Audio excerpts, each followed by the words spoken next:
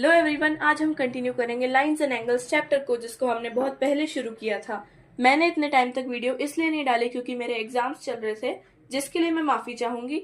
अब हम आगे 9th का कोर्स बहुत जल्द ही ख़त्म कर देंगे, शायद मई या जून तक, और उसके बाद हम 10th के मैथ्स को शुरू करेंगे। आइए अब ये लाइंस एंड एंगल्स को कंटिन्यू करते हैं। हम एक्सरसाइज 6.1 को ही कंटिन्यू करेंगे, जिसका हमने फर्स्ट क्वेश्चन कर लिया था। आज हम करेंगे 6.1 का सेकेंड क्वेश्चन, जहां पर हमारे पास एंगल ए और एंगल बी का 2:3 दिया हुआ है और हमें एंगल सी को फाइंड करना है। यहाँ हमें साथ में एक डायग्राम भी दिया हुआ है, जो मैं रेफरेंस के लिए बना देती हूँ।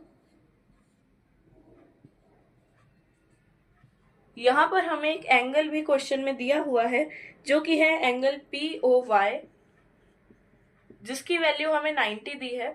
जैसा कि हमें डायग्राम में इन्होंने एक एंगल दिया है जिसको इन्होंने 90 डिग्री बताया है।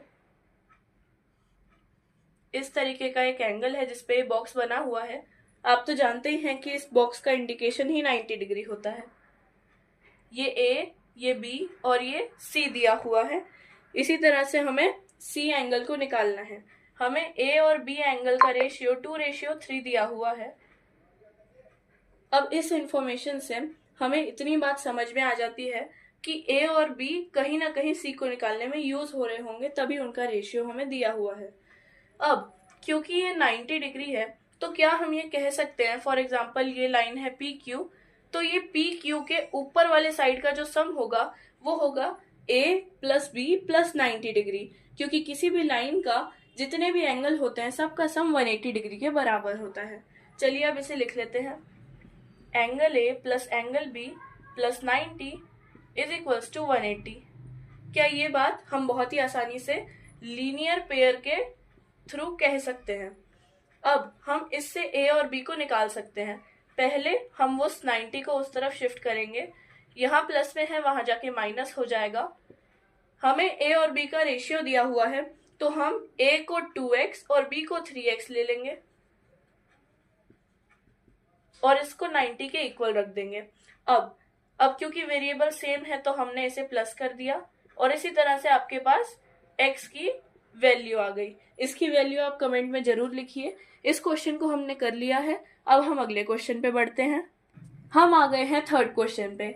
यहाँ हम 6.1 के थर्ड क्वेश्चन पे हैं। ये चैप्टर बहुत जल्दी खत्म हो जाए, क्योंकि ये एक बहुत ही बेसिक और बहुत ही इजी चैप्टर है ज्योमेट्री का, जिससे हमारा बेस बनेगा आगे के चैप्टर्स के लिए। आइए अब थर्ड क्वेश्चन करते हैं। रेफरेंस के लिए मैं डायग्राम भी बना देती हूँ। इसके ऊपर कुछ इस तरह का ट्राइंगल दिया हुआ है। इसी के साथ इसमें कुछ लेबल्स हैं, PQR एंड यहाँ पर है S। अब हमें क्वेश्चन में ये PQR और PRQ, यानी कि ये अंदर वाले दोनों ट्राइंगल जिसपे मैंने मार्क किया, वो दोनों इक्वल दिए हुए हैं ऑलरेडी से, और हमें ये जो बाहर वाले दोनों ट्राइंगल्स हैं, जो एंगल दिया हुआ है, उसे इक्वल बताना है। इसके लिए हमें कुछ इक्वेशन का यूज करना पड़ेगा। आइए बनाते हैं।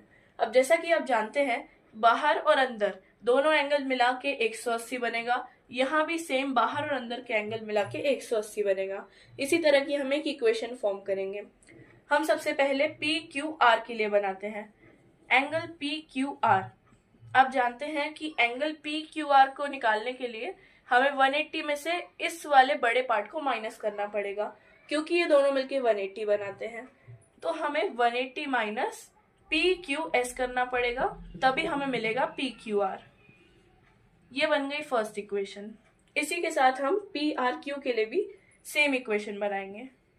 PRQ, हमें 180 में से PRT को माइनस करना पड़ेगा PQR को ढूंढने के लिए। और अब क्योंकि PQR और PRQ हमें ऑलरेडी से क्वेश्चन में इक्वल दिया हुआ है, तो अगर ये दोनों LHS इक्वल है, तो ये पूरे RHS भी आपस में इक्वल हो जाएंगे। इसे हम नाम दे देंगे इक्वेशन नंबर 2। अब हम दोनों इक्वेशन को इक्वेट कर देंगे। इक्वेट मतलब = के पास में या LHS या RHS पे लिखी हुई इक्वेशन को इक्वल रख के उसको कट करना। हम दोनों RHS साइड को इक्वल रख देंगे। 180 minus angle PQS = 180 degree minus PRT। अब जैसा कि आप देख सकते हैं, दोनों तरफ 180 है, तो वो आपस में कट हो जाएंगे। माइनस माइनस भी कट हो जाएगा। एट द एंड हमारे पास बचेगा angle P Q S is equal to P R T, वही जो हमें प्रूव करना था। इसी के साथ हमने ये क्वेश्चन भी अच्छे से कर लिया है, केवल 4 स्टेप्स में, और ये आराम से 3 नंबर्स में आता है। इसी के साथ हमने आज 6.1 के इंपॉर्टेंट क्वेश्चंस को खत्म कर लिया, जो यूजुअली एग्जाम में देखे जाते हैं। अगर आपको 6.1 के और किसी क्वेश्चन में डाउट हो तो कमेंट कीजिए। अगली बार मैं 6.2 और अगले चैप्टर की तरफ बढ़ूंगी। Thank you.